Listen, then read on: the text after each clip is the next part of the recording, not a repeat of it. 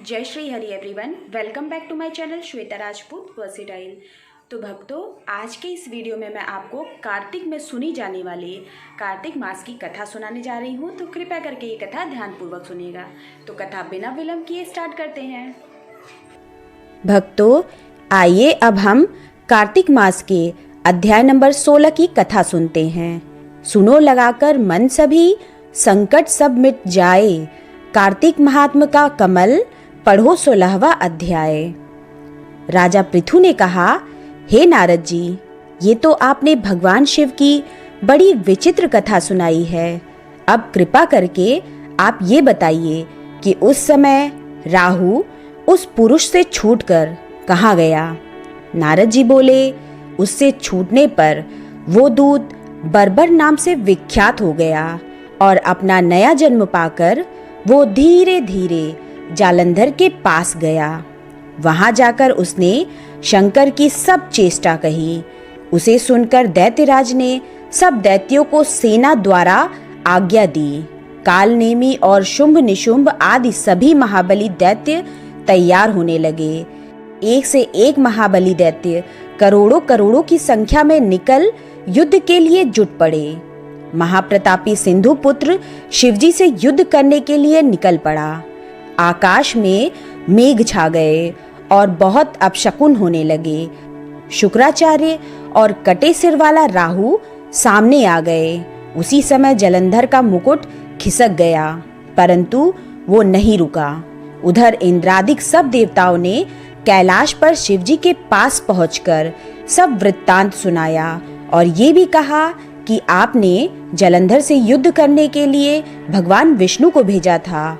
वो उसके वशवर्ती हो गए हैं और विष्णु जी लक्ष्मी सहित जलंधर के अधीन हो उनके घर में निवास करते हैं। अब देवताओं को भी वही रहना पड़ता है। अब वो बलि सागर पुत्र आपसे युद्ध करने आ रहा है, अतएव आप उसे मारकर हम सबकी रक्षा कीजिए। ये सुनकर शंकर जी ने विष्णु जी को बुलाकर पूछा, हे ऋषिकेश, युद्ध में आपने जालंधर का संहार क्यों नहीं किया और वैकुंठ छोड़ आप उसके घर में कैसे चले गए। ये सुनकर विष्णु जी ने हाथ जोड़कर नम्रता पूर्वक भगवान शंकर से कहा, उसे आपका अंशी और लक्ष्मी का भ्राता होने के कारण ही मैंने नहीं मारा है। ये बड़ा वीर और देवताओं से अजय है। इसी पर मुग्ध होकर मैं उसके घर में निवास करने लगा हूँ। विष्णु जी के इन वचनों को सुनकर शंकर जी हंस पड़े। उन्होंने कहा, हे विष्णु, आप ये क्या कहते हैं? मैं उस दैत्य जलंधर को अवश्य मारूंगा। अब आप सभी देवता जलंधर को मेरे द्वारा ही मारा गया जान अपने स्थान को जाइए। जब शंकर जी ने ऐसा कहा तो सब देवता संदेह रहित होकर अपने स्थान को चले गए। इसी समय पराक्रमी जलंधर अपनी विशाल सेना के साथ पर्वत के समीप आया और कैलाश में घोर सिंहनाद करने लगा। दैत्यों के नाद और कोलाहल को सुनकर शिवजी ने नंदी आदि गणों को उससे युद्ध करने की आज्ञा प्रदान की। कैलाश के समीप भीषण युद्ध होने लगा। दैत्य अनेकों प्रकार के अस्त्र शस्त्र बरसाने लगे। भेरी, मृदंग, शंख और वीरों तथा हाथी, घोड़ों और रथों के शब्दों से शाब्दिक हो पृथ्वी कांपने लगी। युद्ध में कटकर मरे हुए हाथी, घोड़े और पैदलों का पहाड़ लग गया। रक्त मांस का कीचड़ उत्पन्न हो गया। दैत्यों के आचार्य शुक्राचार्य अपने मृत संजीवनी विद्या से सब दैत्यों को जिलाने लगे। ये देखकर शिवजी के गण व्याकुल हो गए और शिवजी के पास जाकर सारा वृत्तांत सुनाया। उसे सुनकर भगवान रुद्र के क्रोध की सीमा न रही। फिर तो उस समय उनके मुख से एक बड़ी भयंकर कृत्या उत्पन्न हुई, जिनकी दोनों जंघाएं ताल वृक्ष के समान थी। वो युद्ध भूमि में जाकर सब असुरों का चवर्ण करने लग गईं और फिर वो शुक्राचार्य के समीप पहुंची और शीघ्र ही अपनी योनि में गुप्त कर लिया। फिर स्वयं भी अंतर्ध्यान हो गई। शुक्राचार्य के गुप्त हो जाने से दैत्यों का मुख मलिन पड़ गया और वे युद्ध भूमि को छोड़ भागे। इस पर शुंभ निशुंभ और कालनेमी आदि सेनापतियों ने अपने भागते हुए वीरों को रोका। शिवजी के नंदी आदि गणों ने भी, जिसमें गणेश और स्वामी कार्तिकेय जी भी थे, दैत्यों से भीषण युद्ध करना आरंभ कर दिया। तो भक्तों बोलिए हर हर महादेव। आइए भक्तों, अब हम कार्तिक माह के अध्याय नंबर 17 की कथा सुनते हैं। भक्ति से भरे भाव हे हरि मेरे मन उपजाओ, 17वां अध्याय कार्तिक कृपा दृष्टि कर जाओ। उस समय शिवजी के गण प्रबल थे और उन्होंने जलंधर के शुंभ निशुंभ और महासुर कालनेमी आदि को पराजित कर दिया। ये देखकर सागर पुत्र जलंधर एक विशाल रथ पर चढ़कर, जिस पर लंबी पताका लगी हुई थी, युद्ध भूमि में आया। इधर जय और शील नामक शंकर जी के गण भी युद्ध भूमि में तत्पर होकर गर्जने लगे। इस प्रकार दोनों सेनाओं के हाथी, घोड़े, शंख, भेरी और दोनों ओर से सिंहनाद से धरती त्रस्त हो गई। जलंधर ने कुहरे के समान असंख्य बाणों को फेंक कर पृथ्वी से आकाश तक व्याप्त कर दिया और नंदी को 5, गणेश को 5, वीरभद्र को एक साथ ही 20 बाण मारकर उनके शरीर को छेद दिया और मेघ के समान गर्जना करने लगा। ये देख कार्तिकेय ने भी दैत्य जलंधर को अपनी शक्ति उठाकर मारी और घोर गर्जन किया, जिसके आघात से वो मूर्छित हो पृथ्वी पर गिर पड़ा। परंतु वो शीघ्र ही उठ पड़ा और क्रोधाविष्ट हो कार्तिकेय पर अपनी गदा से प्रहार करने लगा। ब्रह्मा जी की वरदान की सफलता के लिए शंकर पुत्र कार्तिकेय पृथ्वी पर सो गए। गणेश जी भी गदा के प्रहार से व्याकुल होकर धरती पर गिर पड़े। नंदी व्याकुल हो गदा प्रहार से पृथ्वी पर गिर गए। फिर दैत्य ने हाथ में परिधि ले शीघ्र ही वीरभद्र को पृथ्वी पर गिरा देख शंकर जी गण चिल्लाते हुए संग्राम भूमि छोड़ बड़े वेग से भाग चले। वे भागे हुए गण शीघ्र ही शिवजी के पास आ गए और व्याकुलता से युद्ध का सब समाचार कह सुनाया। लीलाधारी भगवान ने उन्हें अभय दे सबका संतोष वर्धन किया। तो बोलिए महादेव की जय।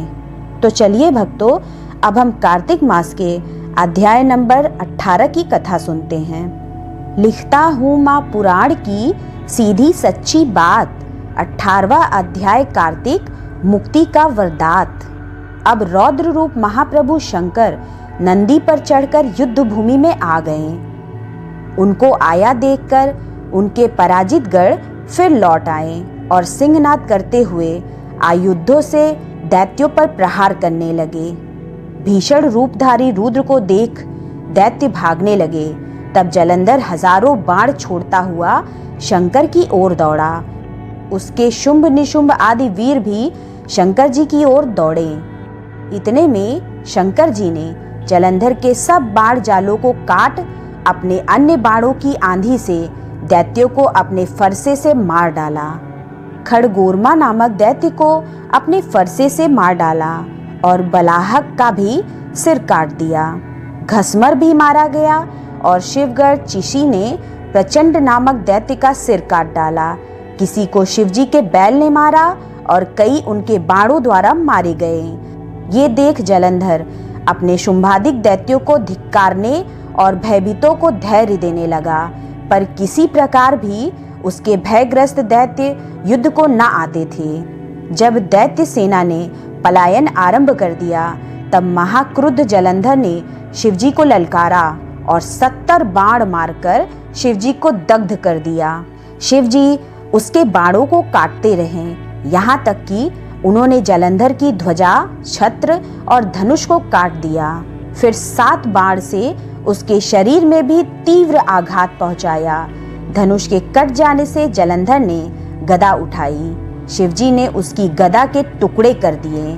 तब उसने समझा कि शंकर मुझसे अधिक बलवान हैं। अतएव उसने गंधर्व माया उत्पन्न कर दी। अनेक गंधर्व अप्सराओं के गण पैदा हो गए। वीणा और मृदंग आदि बाजों के साथ नृत्य व गान होने लगा। इससे अपने गणों सहित रुद्र भी मोहित हो एकाग्र हो गए। उन्होंने युद्ध बंद कर दिया। फिर तो काम मोहित जलंधर बड़ी शीघ्रता से शंकर का रूप धारण कर वृषभ पर बैठकर पार्वती के पास पहुंचा। उधर जब पार्वती ने अपने पति को आते देखा तो अपनी सखियों का साथ छोड़ दिया और आगे आई। उन्हें देख कामातुर जलंधर का वीर्यपात हो गया और उसके पवन से वो जड़ भी हो गया। गौरी ने उसे दानव समझा, वो अंतर्ध्यान हो उत्तर की मानस पर चली गईं। तब पार्वती ने विष्णु जी को बुलाकर दैत्य धन का वो कृत्य कहा और ये प्रश्न किया कि क्या आप इससे अवगत हैं? भगवान विष्णु ने उत्तर दिया, आपकी कृपा से मुझे सब ज्ञात है। हे माता, आप जो भी आज्ञा करेंगी मैं उसका पालन करूंगा। जगत माता ने विष्णु जी से कहा, उस दैत्य ने जो मार्ग खोला है उसका अनुसरण उचित है। मैं तुम्हें आज्ञा देती हूँ कि उसकी पत्नी का पतिव्रत भ्रष्ट करो, वो दैत्य तभी मरेगा। पार्वती जी की आज्ञा पाते ही विष्णु जी उसको शिरोधार्य कर छल करने के लिए जलंधर के नगर की ओर गए। तो बोलिए लक्ष्मी नारायण भगवान की जय, माता पार्वती की जय। तो चलिए भक्तों, अब हम कार्तिक मास के अध्याय नंबर 19 की कथा सुनते हैं। श्री विष्णु मम हृदय में प्रेरणा करने वाले नाथ, लिखूं महात्म्य कार्तिक, राखो सिर पर हाथ। राजा पृथु ने पूछा, हे नारद जी, अब आप ये कहिए कि भगवान विष्णु ने वहां जाकर क्या किया तथा जलंधर की पत्नी का पतिव्रत किस प्रकार भ्रष्ट हुआ। नारद जी बोले, जलंधर के नगर में जाकर विष्णु जी ने उसकी पतिव्रता स्त्री वृंदा का पतिव्रत भंग करने का विचार किया। वे उसके नगर के उद्यान में जाकर ठहर गए और रात में उसको स्वप्न दिया। वो भगवान विष्णु की माया और विचित्र कार्य पद्धति थी और उसकी माया द्वारा जब वृंदा ने रात में वो स्वप्न देखा कि उसका पति नग्न होकर सिर पर तेल लगाए महिष पर चढ़ा है, वो काले रंग के फूलों की माला पहने हुए है तथा उसके चारों तरफ हिंसक जीव हैं, वो सिर मुड़ाए हुए अंधकार में दक्षिण दिशा की ओर जा रहा है। उसने नगर को अपने साथ समुद्र में डूबा हुआ इत्यादि बहुत से स्वप्न देखे। तत्काल ही वो स्वप्न का विचार करने लगी। इतने में उसने सूर्यदेव को उदय होते हुए देखा तो सूर्य में उसे एक छिद्र दिखाई दिया तथा वो कांतिहीन था। इसे उसने अनिष्ट जाना और वो भयभीत हो रोती हुई छज्जे, अटारी तथा भूमि कहीं भी शांति को प्राप्त न हुई। फिर अपनी 2 सखियों के साथ उपवन में गई, वहां भी उसे शांति नहीं मिली। फिर वो जंगल में निकल गई। वहां उसने सिंह के समान 2 भयंकर राक्षसों को देखा, जिससे वो भयभीत हो भागने लगी। उसी क्षण उसके समक्ष अपने शिष्यों सहित शांत मौनी तपस्वी वहां आ गया। भयभीत वृंदा उसके गले में अपना हाथ डाल उससे रक्षा की याचना करने लगी। मुनि ने अपनी एक ही हुंकार से उन राक्षसों को भगा दिया। वृंदा को आश्चर्य हुआ तथा वो भय से मुक्त हो मुनिनाथ को हाथ जोड़ प्रणाम करने लगी। फिर उसने मुनि से अपने पति के संबंध में उसकी कुशल क्षेम का प्रश्न किया। उसी समय 2 वानर मुनि के समक्ष आकर हाथ जोड़ खड़े हो गए और ज्यों ही मुनि ने भृगुटी संकेत किया, त्यों ही उड़कर आकाश मार्ग से चले गए। फिर जलंधर का सिर और धड़ लिए मुनि के आगे आ गए। तब अपने पति को मृत हुआ जान वृंदा मूर्छित हो पृथ्वी पर गिर पड़ी और अनेक प्रकार से दारुण विलाप करने लगी। तत्पश्चात उस मुनि से कहा, हे कृपानिधे, आप मेरे इस पति को जीवित कर दीजिए। पतिव्रता दैत्य पत्नी ऐसा कहकर दुखी श्वासों को छोड़कर मुनीश्वर के चरणों पर गिर पड़ी। तब मुनीश्वर ने कहा, ये शिव जी द्वारा युद्ध में मारा गया है, जीवित नहीं हो सकता, क्योंकि जिसे भगवान शिव मार देते हैं वो कभी जीवित नहीं हो सकता।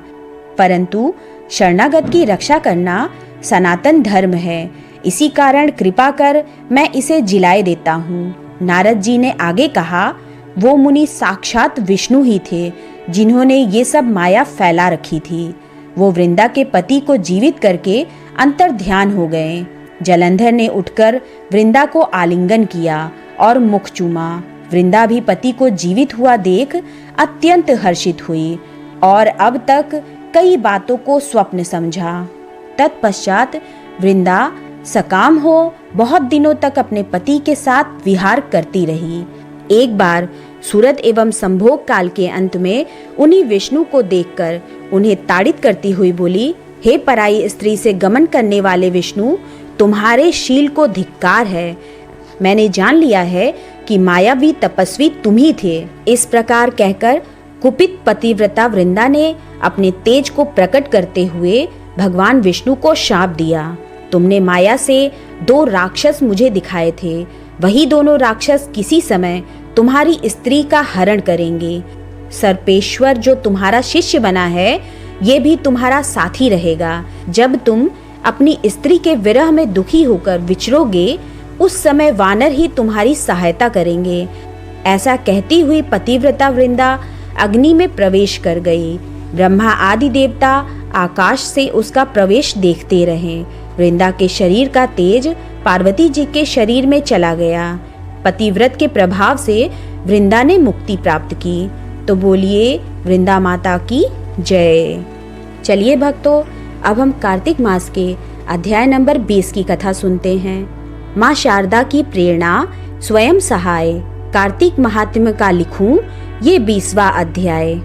अब राजा पृथु ने पूछा, हे देवर्षि नारद, इसके बाद युद्ध में क्या हुआ तथा वो दैत्य जलंधर किस प्रकार मारा गया?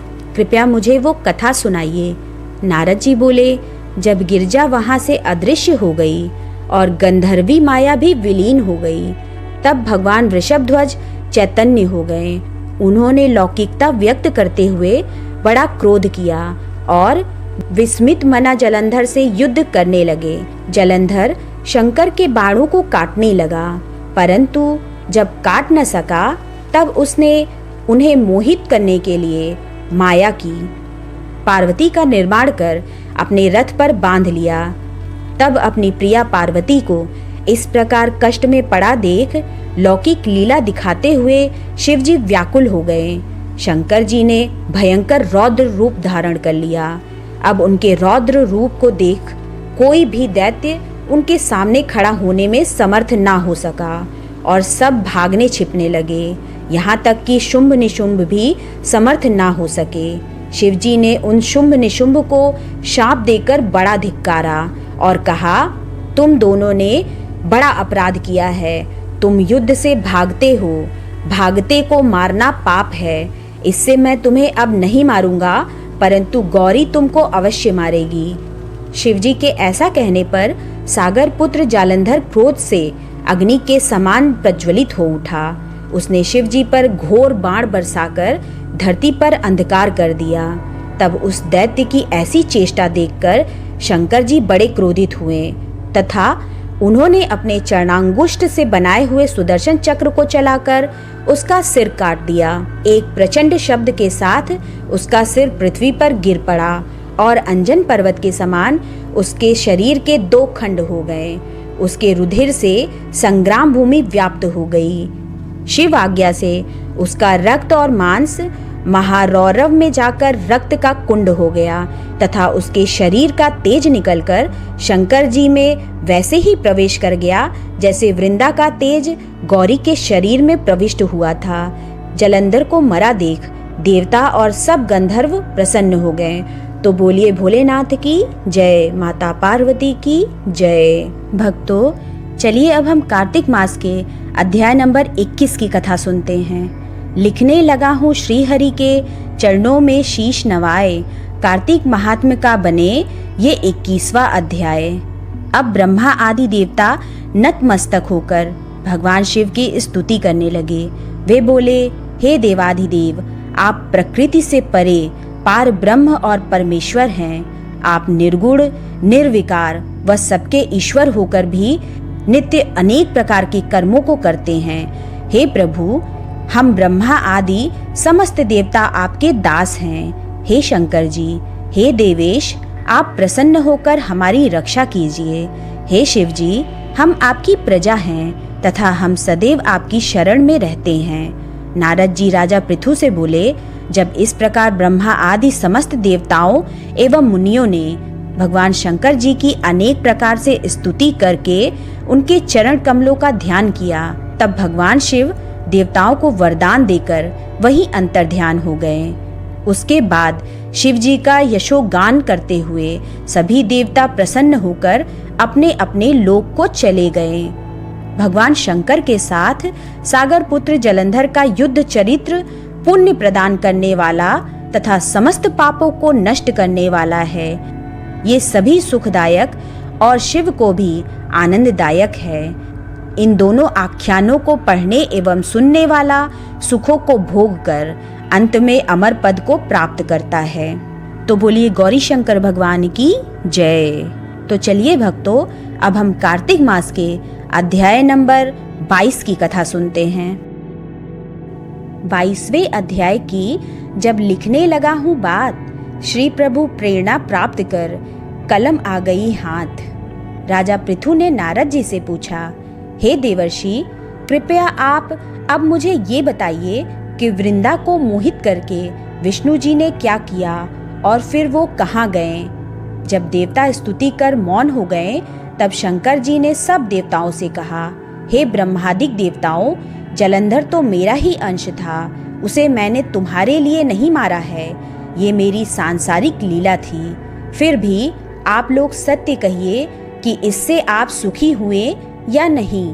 तब ब्रह्मादिक देवताओं के नेत्र हर्ष से खिल गए और उन्होंने शिव जी को प्रणाम कर विष्णु जी का वो सब वृत्तांत कह सुनाया जो उन्होंने बड़े प्रयत्न से वृंदा को मोहित किया था तथा वो अग्नि में प्रवेश कर परम गति को प्राप्त हुई थी।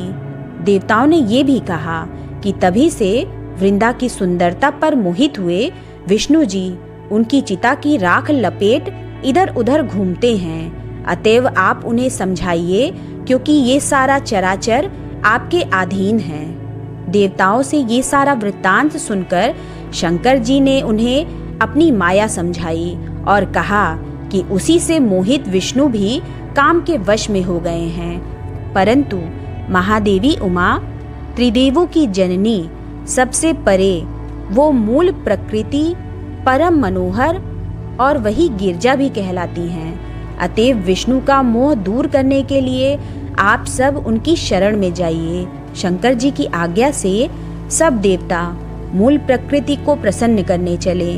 उनके स्थान पर पहुंचकर उनकी बड़ी स्तुति की।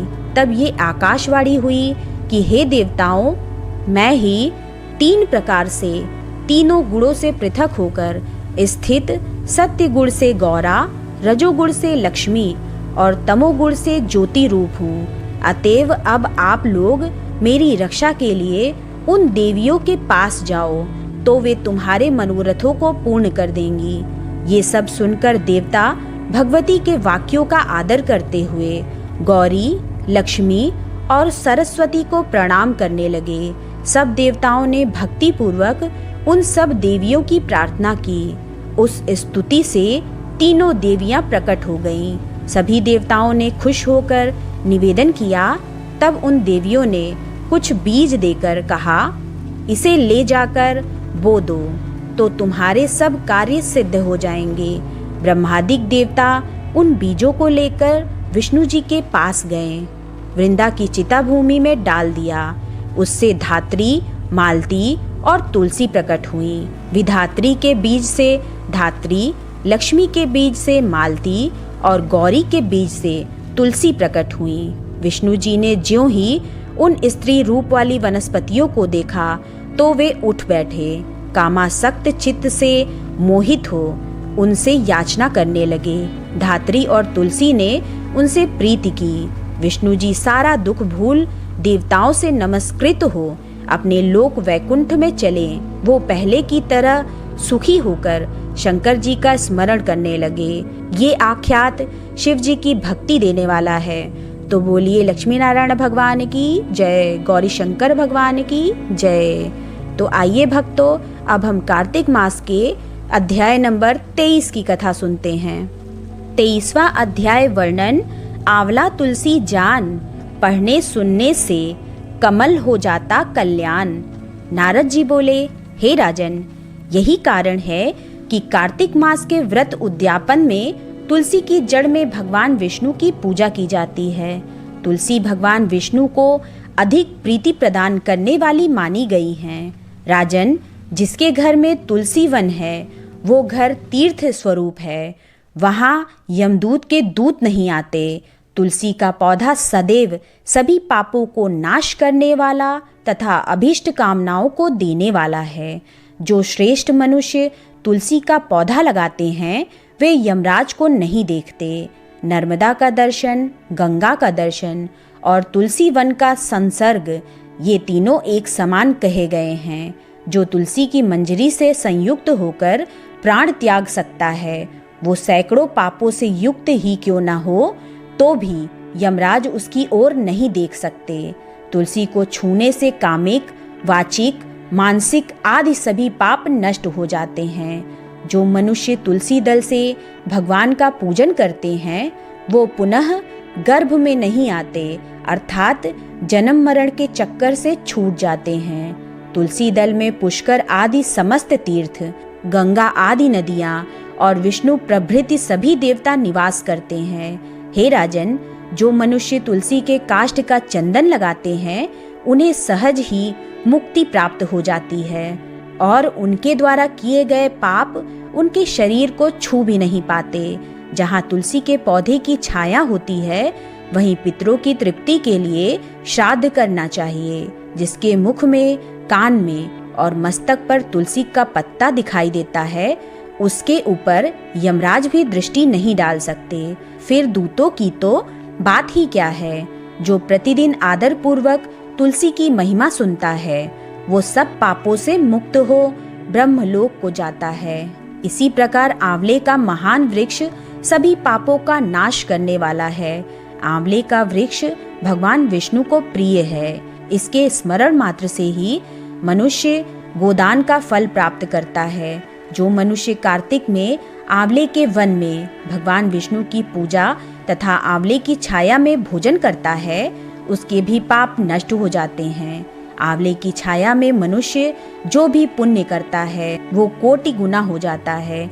जो मनुष्य आंवले की छाया के नीचे कार्तिक में ब्राह्मण दंपति को एक बार भी भोजन देकर स्वयं भोजन करता है वो अन्न दोष से मुक्त हो जाता है। लक्ष्मी प्राप्ति की इच्छा रखने वाले मनुष्य को सदैव आंवले से स्नान करना चाहिए। नवमी, अमावस्या, सप्तमी, संक्रांति, रविवार, चंद्र ग्रहण तथा सूर्य ग्रहण के दिन आंवले से स्नान नहीं करना चाहिए। जो मनुष्य आंवले की छाया में बैठकर पिंड दान करता है उसके पितर भगवान विष्णु के प्रसाद से मोक्ष को प्राप्त होते हैं। जो मनुष्य आंवले के फल और तुलसी दल को पानी में मिलाकर स्नान करता है उसे गंगा स्नान का फल मिलता है। जो मनुष्य आंवले के पत्तों और फलों से देवताओं का पूजन करता है उसे स्वर्ण मणि और मोतियों द्वारा पूजन का फल प्राप्त होता है।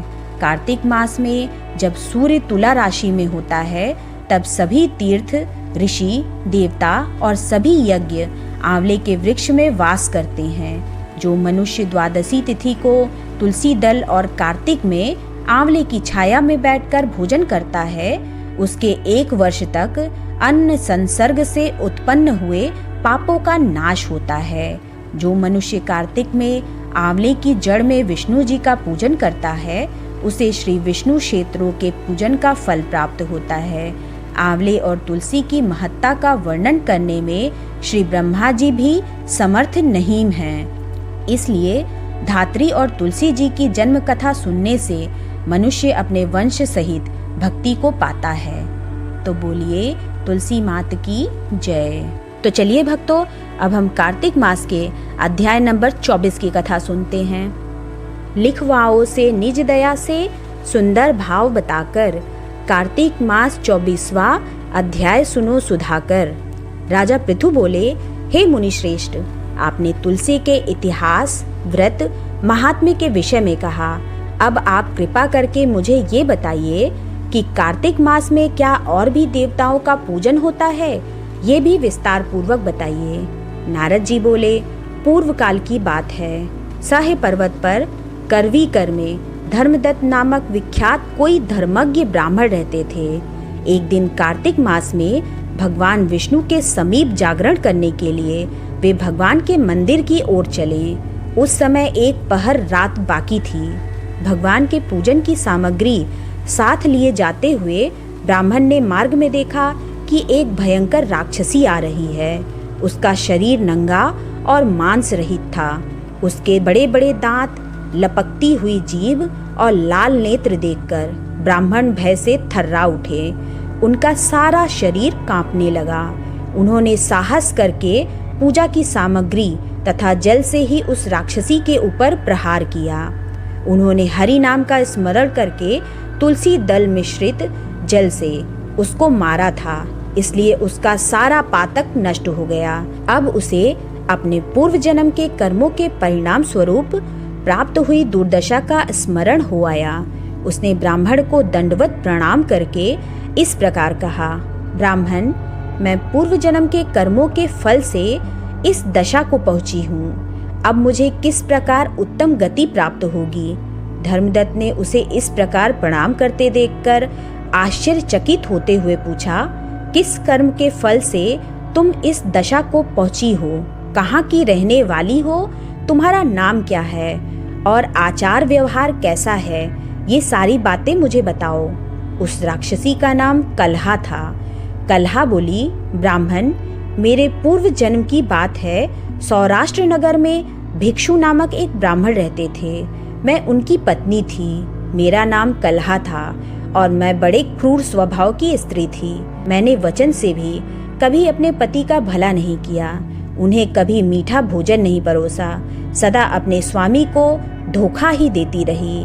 मुझे कलह विशेष प्रिय था, इसलिए मेरे पति का मन मुझसे सदा उद्विग्न रहा करता था। अंततो गत्वा उन्होंने दूसरी स्त्री से विवाह करने का निश्चय कर लिया। तब मैंने विष खाकर अपने प्राण त्याग दिए। फिर यमराज के दूत आए और मुझे बांधकर पीटते हुए यमलोक में ले गए। वहां यमराज ने मुझे देखकर चित्रगुप्त से पूछा, चित्रगुप्त, देखो तो सही, इसने कैसा कर्म किया है। जैसा इसका कर्म हो उसके अनुसार ये शुभ या अशुभ प्राप्त करे। चित्रगुप्त ने कहा, इसका किया हुआ कोई भी शुभ कर्म नहीं है। ये स्वयं मिठाइयाँ उड़ाती थी और अपने स्वामी को उसमें से कुछ भी नहीं देती थी। इसने सदा अपने स्वामी से द्वेष किया है, इसलिए ये चमगादुड़ी होकर रहे तथा सदा कलह में ही इसकी प्रवृत्ति रही है। इसलिए ये विष्टाभोजी शुक्री की योनि में रहे। जिस बर्तन में भोजन बनाया जाता है उसी में ये सदा अकेली खाया करती थी। अतः उसके दोष से ये अपनी ही संतान का भाड़ करने वाली बिल्ली हो। इसने अपने पति को निमित्त बनाकर आत्मघात किया है, इसलिए ये अत्यंत निंदनीय स्त्री प्रेत के शरीर में भी कुछ काल तक अकेली ही रहे। इसे यमदूतों द्वारा निर्जल प्रदेश में भेज देना चाहिए। वहां दीर्घ काल तक ये प्रेत के शरीर में निवास करे। उसके बाद ये पापिनी शेष 3 योनियों का भी उपभोग करेगी। कलहा ने कहा, विप्रवर, मैं वही पापिनी कलहा हूँ। इस प्रेत शरीर में आए मुझे 500 वर्ष बीत चुके हैं। मैं सदैव भूख प्यास से पीड़ित रहा करती हूँ। एक बनिए के शरीर में प्रवेश करके मैं इस दक्षिण देश में कृष्णा और वेणी के संगम तक आई हूँ। ज्यों ही संगम तट पर पहुंची त्यों ही भगवान शिव और विष्णु के पार्षदों ने मुझे बलपूर्वक बनिए के शरीर से दूर भगा दिया। तब से मैं भूख का कष्ट सहन करती हुई इधर उधर घूम रही हूँ। इतने में ही आपके ऊपर मेरी दृष्टि पड़ गई। आपके हाथ से तुलसी मिश्रित जल का संसर्ग पाकर मेरे सब पाप नष्ट हो गए हैं। द्विज श्रेष्ठ, अब आप ही कोई उपाय कीजिए। बताइए, मेरे इस शरीर से और भविष्य में होने वाली भयंकर 3 योनियों से किस प्रकार मुक्त होंगी। कलहा का ये वचन सुनकर धर्मदत्त उसके पिछले कर्मों और वर्तमान अवस्था को देखकर बहुत दुखी हुआ। फिर उसने बहुत सोच विचार करने के बाद कहा, तो चलिए भक्तों, अब हम कार्तिक मास के अध्याय नंबर 25 की कथा सुनते हैं। सुना प्रश्न ऋषियों का और बोले सूत जी ज्ञानी। 25वें अध्याय में सुनो श्री हरि की वाणी। धर्मदत्त जी का कथन। 24वीं कथा का आगे वर्णन सुनिए। तीर्थ में दान और व्रत आदि सत्कर्म करने से मनुष्य के पाप नष्ट हो जाते हैं, परंतु तू तो प्रेत के शरीर में है, अतः उन कर्मों को करने की अधिकारिणी नहीं है। इसलिए मैंने जन्म से लेकर अब तक जो कार्तिक का व्रत किया है उसके पुण्य का आधा भाग मैं तुझे देता हूँ, तू उसी से सद्गति को प्राप्त हो जा। इस प्रकार कहकर धर्मदत्त ने द्वादशाक्षर मंत्र का श्रवण कराते हुए तुलसी मिश्रित जल से जो ही उसका अभिषेक किया, त्यों ही वो प्रेत योनि से मुक्त हो प्रज्वलित अग्निशिखा के समान तेजस्विनी एवं दिव्य रूप धारणी देवी हो गई और सौंदर्य में लक्ष्मी जी की समानता करने लगी। तदंतर उसने भूमि पर दंड की भांति गिरकर ब्राह्मण देवता को प्रणाम किया और हर्षित होकर गदगद वाणी में कहा, हे द्विजश्रेष्ठ, आपके प्रसाद से आज मैं इस नरक से छुटकारा पा गई। मैं तो पाप के समुद्र में डूब रही थी और आप मेरे लिए नौका के समान हो गए। वो इस प्रकार ब्राह्मण से कह रही थी कि आकाश से एक दिव्य विमान उतरता दिखाई दिया। वो अत्यंत प्रकाशमान एवं विष्णु रूपधारी पार्षदों से युक्त था। विमान के द्वार पर खड़े हुए पुण्यशील और सुशील ने उस देवी को उठाकर श्रेष्ठ विमान पर चढ़ा लिया। तब धर्मदत्त ने बड़े आश्चर्य के साथ उस विमान को देखा और विष्णु रूपधारी पार्षदों को देखकर साष्टांग प्रणाम किया। पुण्यशील और सुशील ने प्रणाम करने वाले ब्राह्मण को उठाया और उसकी सराहना करते हुए कहा, हे द्विजश्रेष्ठ, तुम्हें साधुवाद है, क्योंकि तुम सदैव भगवान विष्णु के भजन में तत्पर रहते हो, दीनों पर दया करते हो, सर्वज्ञ हो तथा भगवान विष्णु के व्रत का पालन करते हो। तुमने बचपन से लेकर अब तक जो कार्तिक व्रत का अनुष्ठान किया है, उसके आधे भाग का दान देने से तुम्हें दूना पुण्य प्राप्त हुआ है और सैकड़ों जन्मों के पाप नष्ट हो गए हैं। अब ये वैकुंठ धाम में ले जाई जा रही है। तुम भी इस जन्म के अंत में अपनी दोनों स्त्रियों के साथ भगवान विष्णु के वैकुंठ धाम में जाओगे और मुक्ति प्राप्त करोगे। धर्मदत्त, जिन्होंने तुम्हारे समान भक्ति पूर्वक भगवान विष्णु की आराधना की है, वे धन्य और कृतकृत्य हैं। इस संसार में उन्हीं का जन्म सफल है। भली भांति आराधना करने पर भगवान विष्णु देहधारी प्राणियों को क्या नहीं देते हैं। उन्होंने ही उत्तानपाद के पुत्र को पूर्व काल में ध्रुव पद पर स्थापित किया था। उनके नामों का स्मरण करने मात्र से समस्त जीव सद्गति को प्राप्त होते हैं। पूर्व काल में ग्राहग्रस्त गजराज उन्हीं के नामों का स्मरण करने से मुक्त हुआ था।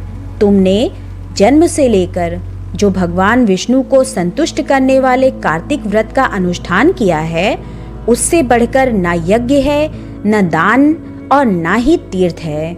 विप्रवर, तुम धन्य हो, क्योंकि तुमने जगत गुरु भगवान विष्णु को प्रसन्न करने वाला कार्तिक व्रत किया है, जिसके आधे भाग के फल को पाकर ये स्त्री हमारे साथ भगवान लोक में जा रही है। तो बोलिए जय श्री हरि।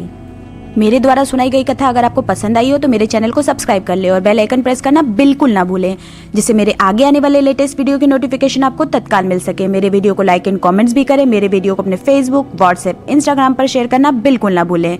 तो मैं अपना वीडियो यहीं समाप्त करती हूँ। मिलते हैं नेक्स्ट वीडियो में। तब तक आप लोग सभी लोग बोलिएगा जय श्री लक्ष्मी नारायण भगवान की।